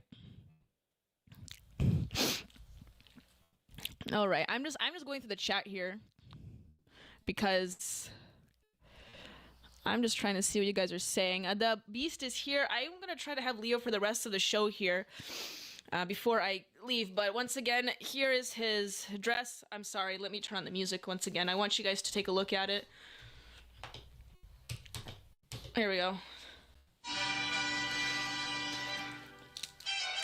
This is his favorite Christmas dress now. It's supposed to be a Christmas tree, but it could be like a bush, and this is the front, and it does come with a sapphire, not real sapphire of course, but a sapphire crown. And this is his Christmas ensemble or New Year's ensemble here.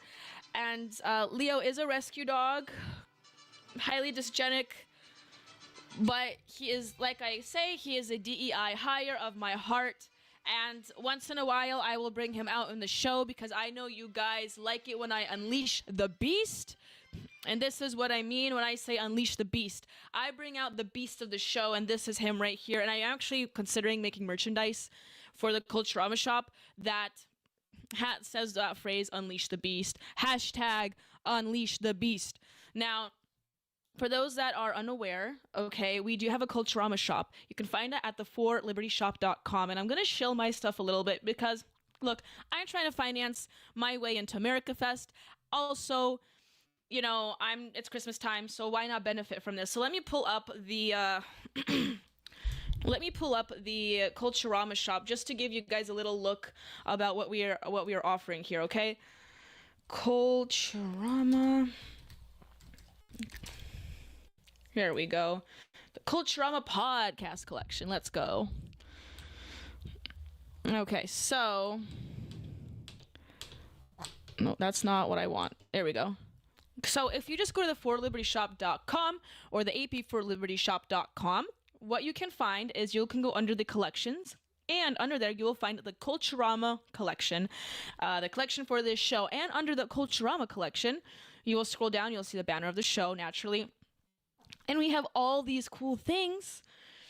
But the one I want to focus on today is the Doge, the Department of Government Efficiency merchandise. We have sweatshirts, okay, of many colors: gray, blue, red, black, and I think like a darker gray.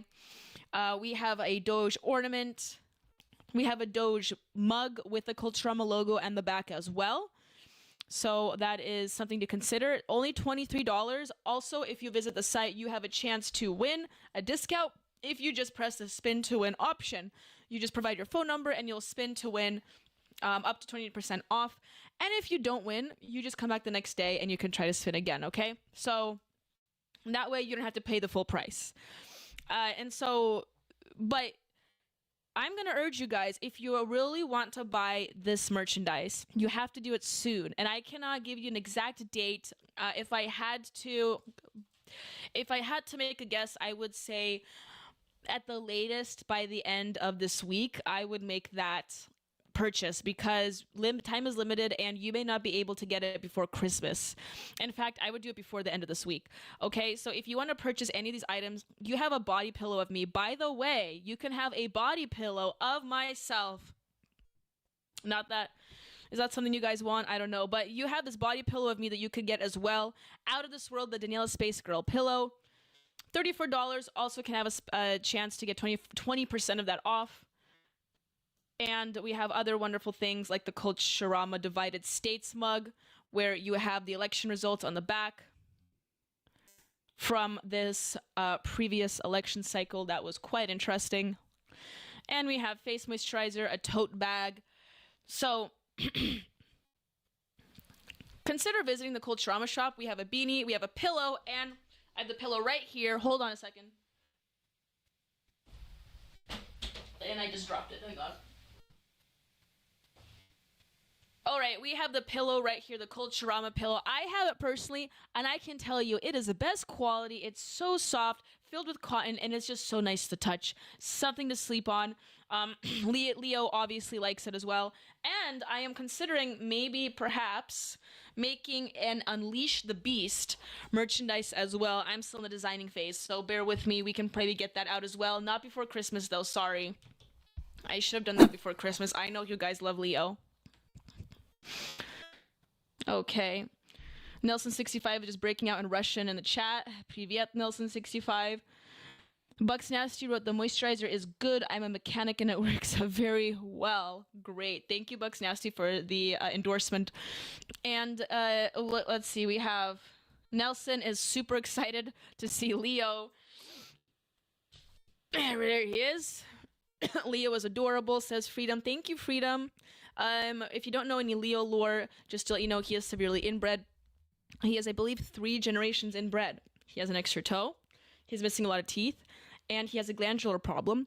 But he is very lovable and squishy. And there's very little negative things I could say about him. He has very bad vision, though. Perhaps that's one negative thing I could say about him. Obviously, he has food aggression. I don't think I have to explain that. I'm pointing out his size here.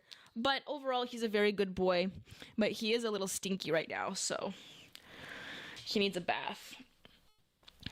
Okay, now I only have about 18 minutes left, and I did want to pull up this last story here for you guys. And it's going to be an offensive analytics segment, so I am obligated to bring up the offensive analytics panel here. So give me 1 second, and I will do that, and I will pull up the story right here.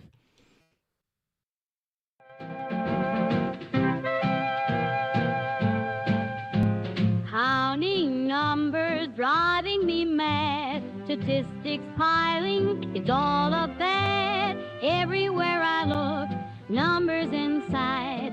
Adding this up, keeping me up at night. Oh, those figures dance and whirl in this cluttered number world. Okay, welcome to Offensive Statistics, where on this segment I talk about what else other than statistics that some may find offensive. And this, look at Leo's little face. Oh my goodness. And in this in this segment, what I want to talk about is something that I think a lot of you Christians will take some grain of salt with, but it is very important. Someone just walked into the office. I'm sorry if I looked away for a second there. I have to lock the door when I do this show. Okay, so if you look behind me at this chart, respectfully, what you will see is that the most active Protestant denomination in 2020, the top three are the Episcopal Church, the United Church of Christ, and the PCUSA, okay? The average Southern Baptist engaged in about half as many political acts as the average Episcopalian. And here's a chart for those of you that want to look. And if you're Catholic, I guess you can just tune this section out, but I still think you would take some interest in this. But this is the political actions, as you can see, and as you trend downwards, Baptist, Church of Christ, ABC, USA, Assemblies of God, Independent Baptist, Southern Baptist, all of these engage the least. Non-denom charismatic, I'm surprised it's so high up. Evangelical Lutheran Church of America, also rather high up, but all the Baptists, Lutheran Missouri, are all a little bit in the lower tier here. And why is this important, right? Because I'm going to ask my fellow Protestants here. I am not a Catholic. I am not Orthodox. I have no issues for those that are Catholic or Orthodox. I am just not those things. I am a Protestant. I was raised Protestant. I went to a Protestant school, Calvinist school, by the way. I'm one of those Christians. And, you know, and I want to ask my fellow Protestants, particularly of Baptist orientation, it's time to step up our game, everyone, okay?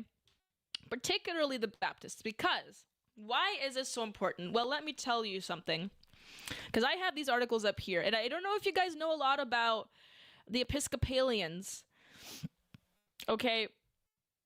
Or what was the other one? The United Church of Christ. But these denominations are a little lax about some other hot political topics. And yes, you know the one I'm referring to. It starts with an L and it ends with an IA. That is the LGBTQIA plus movement. Reactions to same-sex marriage ruling by acceptance of homosexuality. These are the top denominations according to this article. Obviously, they're factoring in other religious movements like Jews. Atheists isn't actually a religious movement, but it made it into this chart. United Church of Christ, first one to come up here. And that really matters as a Protestant denomination. The United Church of Christ, already high up in the acceptance scale, okay? We have the Episcopalians also pretty high up. Then you have Lutherans, and Lutherans, you know, Lutherans are kind of strange because I know a lot of, and I understand that Lutherans will be inclined towards more of a conservative bent, ultra-conservative bent even. But then there are those that do support the LGBTQIA plus movement, Two-Spirit movement, whatever you want to characterize it as. But the Rainbow Mafia is what I like to call it. And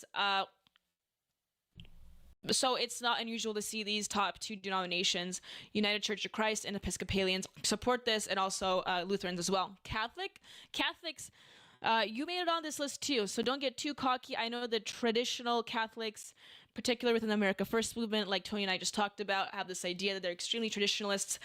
You only see this more so with new converts, specifically within the Catholic movement, especially if they're a younger male. But the Catholics that are raised with the tradition, not so much. Anyway, and you can go down this list and you'll see the lower you go, obviously the less...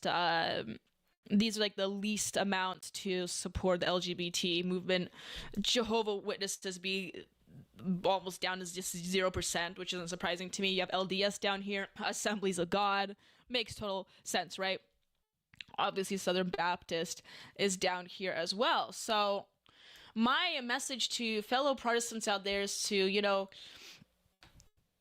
maybe reconsider your volunteering hours in the church. Maybe try to volunteer a little bit more. Here's a Pew Research article talking about the same thing. Here we go. So there are sanctions for same-sex marriage. I'm sorry about the cough, guys. I did get a little sick, but United Church of Christ comes up here again for those that want to sanction same-sex marriage. Unitarian Universalist, obviously Reformed Jewish movement, Presbyterian Church, another big one that pairs well with the Episcopalians in this. Obviously the Episcopalian Church movement, conservative Jewish movement is in here. I don't know too much about that one. Evangelical Lutheran Church America. So these are the ones that are on the forefront of promoting the LGBT agenda within the Christian or greater Protestant movement. the ones that prohibit same-sex marriage. And again, this article factors in other religions as well. Like we have Islam here, which is no surprise. You have United Methodist Church, Southern Baptist Convention. Okay, fine, makes sense, right? Lutheran Church, Missouri. Assemblies of God made it here. And the no clear position is Buddhism, Hinduism of the Eastern frame. But the reason why I want to bring attention to this is because there is a greater discussion within conservatives and within the conservative movement, particularly Christians, claiming that, and this is a New York phenomenon, but you see New York Christians claiming that it's really the Protestant movement or the Protestant variation of Christianity that is bringing in these progressive ideas. Now, regardless of what your religious position or your moral evaluation is of the LGBT movement or same-sex marriage, or being gay, having a certain sexual orientation, that's not really what I'm trying to focus, actually. What I'm trying to place a greater focus on is that what you will come to see ordinarily is that denominations that are very pro-LGBT, the ones that have the rainbow-colored flags outside of their door, outside the church's door, those typically also have a greater progressive agenda and have a greater impact within their inner communities in promoting these certain values, like progressive values, okay, including the LGBTQIA plus movement. Because that's really the harbinger or the Trojan horse for additional progressive values. And so the point I'm trying to laboriously get at here today is to let Protestants know what's happening, and that because of that, the conversation is that Catholicism, what Catholics will say, is the one true church, the one that is built on Peter, or however the saying goes, I guess, I'm not Catholic, but is built on the stone, and the foundational stone is the true church, and from that movement is the one that Christians can really maintain a pure understanding or a sacrosanct understanding of what Christianity truly entails, and that being traditional conservative values. And I don't believe that's the case personally. I know that Catholics can be very liberal, okay, and we have a history of that within the American greater history. We have seen Catholics vote a particular way. Not so much these days, but we have seen it in the past. And so I don't think it's a denominational issue in terms of Catholicism versus Protestantism, but I'm willing to throw my arms up here and give Catholics a W here on this one occasion because, listen, what are Protestants doing? We do see more of this proliferation of these progressive values that is brought in as a Trojan horse through the LGBTQIA plus movement. And you see this being proliferated by more Protestant denominations like the Episcopalians, Presbyterians. And, I think that could be a potential problem. And we have had people saying that this toxic element within the Christian movement is what is affecting American culture today, specifically within the conservative movement. And I think there's some truth to that. Protestants need to step up their game and maybe get more politically involved. And it's those more conservative denominations that is not getting involved within politics that is allowing this to happen. Because I don't think the Episcopalian Church has I actually don't know the population size, but I don't imagine the Episcopalian Church, or the Episcopal Church, rather, having greater access to resources more than any other denomination within the Protestant movement. But yet they are the most politically active, and those are the ones that are bringing forth these progressive values. Okay. I think I made my point loud and clear here. And I hope that resonates with you today. Let's take a look in the chat. I see we have a few new members here. We unleashed the beast and I missed it, wrote Mr. Pig. I'm sorry, Mr. Pig, you did miss the beast unleashment right here. Here he is. If you haven't had a chance to see, this is his hang on, let me play the background music again for you guys. I know this is what you guys really like. Protestant statistics can go to hell, but if we have the beast here, that's all that matters. So inshallah, here's the beast right here. This is his Christmas dress right here. And he has decided to grace us today on this very wonderful episode. We have covered a lot on this episode. We have covered Brett Cooper. We have covered female accountability and the Lilly Phillips situation. We have had a wonderful interview with Tony Ortiz of the Current Revolt, and we just have 5 more minutes left of this show, so I want to thank everyone that did donate. Thank you so much.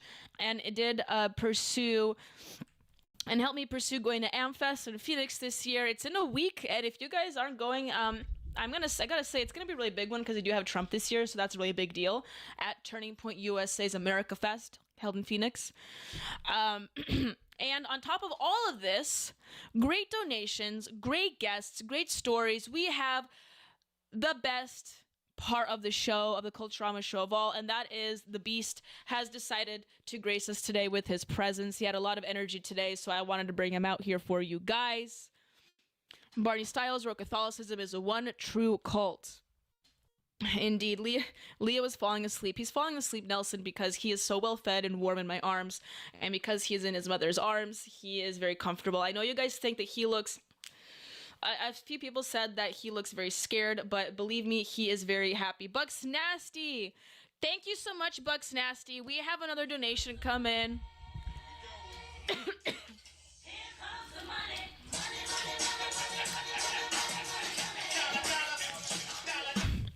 Thank you so much, Bucks Nasty, for the $20. Hey, that boy is wearing a dress. Yes, he is. He is a boy, technically.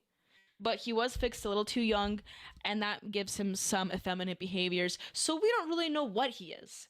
We just know that he's a lovable boy, and he sometimes pees like a girl. He squats when he pees. I hardly ever see him lift his leg. So, but yes, thank you, Bucks Nasty, so much for the $20. That's a great donation, and thank you for donating to the America Fest Fund. Let's get Culturama to America Fest. Wouldn't you guys want to see me interview people in Media Row at America Fest in Phoenix, the largest conservative convention in the United States, where the zeitgeist of the conservative movement truly gets cultivated? I would love to go, but we'll have to wait and see, I guess. But thank you so much for everyone that did decide to join on Culturama today. I think it was a pretty good episode, and it just went by fast, didn't it? Let me see if I can get the link for the Liberty Tonight show for you guys before I sign off here. There we go. Let me double check. Let me check my Slack if I got the link sent my way. I did. Okay. So the Liberty Tonight show is the 4 Liberty Network's nightly show. It runs right after mine on Thursdays, and the veterans of the show already know this. So I'm going to link it to the chat here, right here. If you guys join that link, is Leo trans or wrote freedom? He, in a way, he is a little trans. Yes, he got fixed a little too early.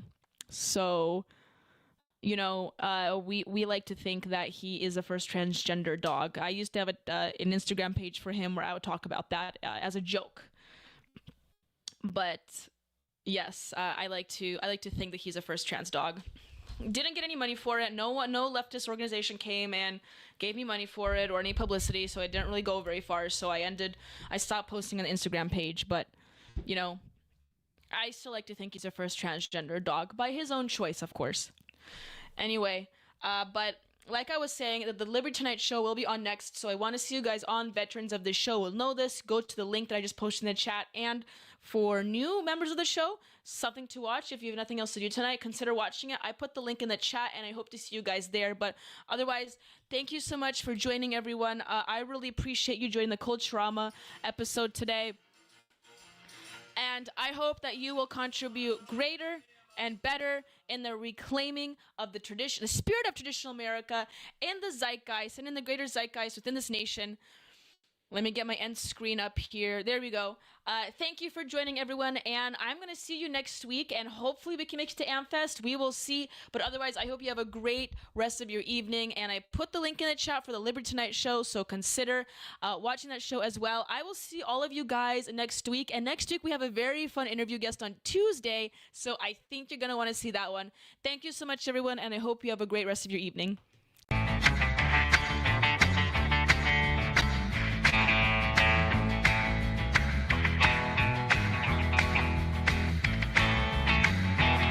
Well, here comes Annie Yellow like Marilyn with a twist. She's got a master's degree and a style you can't resist.